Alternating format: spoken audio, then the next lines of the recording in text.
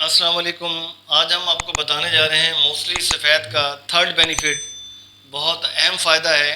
جو لوگ اکثر تناؤ کا شکار رہتے ہیں، انگزائٹی کا شکار رہتے ہیں، سٹریس میں رہتے ہیں، ڈپریشن میں رہتے ہیں اور ان کو نیند نہیں آتی، کام کرنے کی ان کا دل نہیں کرتا، کام جب کوئی کرتے تو کنسنٹریٹ نہیں کر پاتے، اور نہ دن کو سکون ہے نہ رات کو سکون ہے، ان کے لیے بہت شاندار نسخہ ہے موسلی سفید۔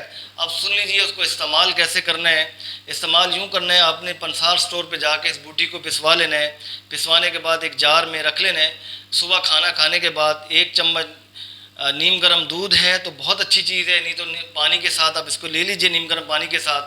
شام میں بھی کھانا کھانے کے بعد آپ نے 1 چمچ موسلی سفید کا نیم گرم دودھ کے ساتھ لے لیجئے یا نیم گرم پانی کے ساتھ لے لیں۔ اس کو استعمال کریں ہیں، یہ مہینوں میں نہیں دنوں میں آپ کو سٹریس سے، انگزائٹی سے اور جو نیند نہیں آتی، ڈپریشن میں رہتے ہیں، اس سے آپ کو نجات ملے گی۔ تو اس نسخے کو کنٹینیوسلی استعمال کریں اس وقت تک جب تک آپ کمپلیٹلی ریکور نہیں کر جاتے۔